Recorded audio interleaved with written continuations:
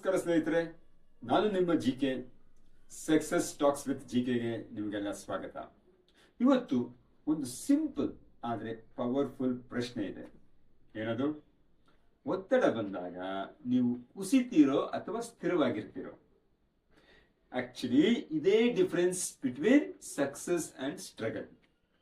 ಜೀವನದಲ್ಲಿ stress, pressure, ಕ್ರಿಟಿಸಿಸಮು, rejection ಇವೆಲ್ಲರಿಗೂ ಬರುತ್ತೆ. ಆದರೆ ಡಿಫ್ರೆನ್ಸ್ ಏನು ಗೊತ್ತಾ? ಕೆಲವರು ರಿಯಾಕ್ಟ್ ಮಾಡ್ತಾರೆ, ಕೆಲವರು ರೆಸ್ಪಾಂಡ್ ಮಾಡ್ತಾರೆ. ರಿಯಾಕ್ಷನ್ನು ಇಮ್ಮಿಡಿಯೇಟ್ ಆಗಿ ಆಗ್ಬಿಡುತ್ತೆ, ಬಟ್ ರೆಸ್ಪಾನ್ಸ್ ಅನ್ನೋದು ಯಾವತ್ತೂ ಕಾನ್ಶಿಯಸ್ ಆಗಿ, ಪ್ರಜ್ಞಾಪೂರ್ವಕವಾಗಿ ಮಾಡ್ತಾರೆ. ಯಾಕಂದ್ರೆ ಬ್ರೈನ್ ನಲ್ಲಿ ಅಮಿಗ್ಡಾಲಾ ಆಕ್ಟಿವೇಟ್ ಆದಾಗ ನಾವು ಫಿಯರ್ ಬೇಸ್ಡ್ ರಿಯಾಕ್ಷನ್ ನ ಕೊಡ್ತೇವೆ. ಆದ್ರೆ ಪಾಸ್ ಮಾಡಿದ್ರೆ, ಸ್ವಲ್ಪ ನಿಲ್ಸಿದ್ರೆ ಥಿಂಕಿಂಗ್ ಬ್ರೈನ್ ಆಕ್ಟಿವೇಟ್ ಆಗಿಬಿಡುತ್ತೆ. ಸೊ ಅಲ್ಲಿಂದ ಕ್ಲಾರಿಟಿ ಬರಕ್ಕೆ ಶುರು ಆಗುತ್ತೆ. ಯಾಕಂದ್ರೆ ಎಮೋಷನಲ್ ರೆಸಿಲಿಯನ್ಸ್ ಅಂದ್ರೆ ಎಮೋಷನ್ ಇಲ್ಲ ಅನ್ನೋದಲ್ಲ, ಎಮೋಷನ್ ಇದ್ರೂ ಸ್ಟೆಬಿಲಿಟಿ ಮೇಂಟೈನ್ ಮಾಡೋದು. ಸೊ ಏನ್ ಮಾಡ್ತೀರಾ? ನೆಕ್ಸ್ಟ್ ಟೈಮ್ ಸ್ಟ್ರೆಸ್ ಬಂದಾಗ stop, pause, then take one deep breath.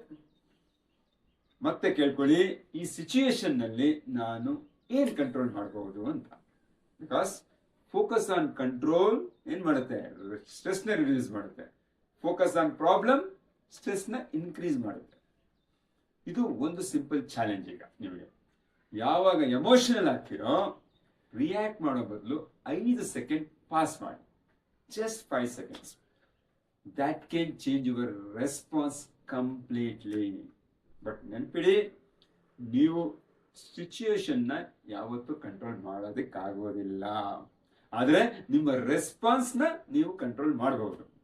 That is your real power ಅಂತ ಹೇಳ್ಬೋದು. That is emotional resilience.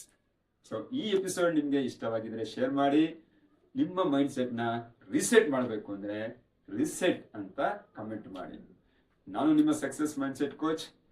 ನಿಮ್ಮ ಯೋಚನೆಯನ್ನು ಬದಲಿಸುವ ಮೂಲಕ ನಿಮ್ಮ ಜೀವನವನ್ನು ಬದಲಿಸಿಕೊಳ್ಳಿ. ಹಾಯ್, ನಾನು GK success mindset coach. ನಿಮಗೆ ಈ ವಿಡಿಯೋ ಇಷ್ಟ ಆಗಿದ್ದರೆ ಇದರಲ್ಲಿರೋ ಅಂಶಗಳನ್ನು ನಿಮ್ಮ ಜೀವನದಲ್ಲಿ ಅಳವಡಿಸಿಕೊಂಡು ಅದರ ಲಾಭವನ್ನು ಪಡ್ಕೊಳ್ಳಿ. ಮರೀದೆ ಲೈಕ್ ಮಾಡಿ, ಕಮೆಂಟ್ ಮಾಡಿ, ಮತ್ತೆ ನಿಮ್ಮ ಪ್ರೀತಿ ಪಾತ್ರರಾದವರಿಗೆ ಇದನ್ನು ಶೇರ್ ಮಾಡಿ. ಮತ್ತು ಈ ರೀತಿ ವಿಡಿಯೋಗಳು ಮುಂದೇನೂ ಬೇಕು ಅಂದರೆ ಮರೀದೆ ಸಬ್ಸ್ಕ್ರೈಬ್ ಮಾಡಿ. Thank you. All the best.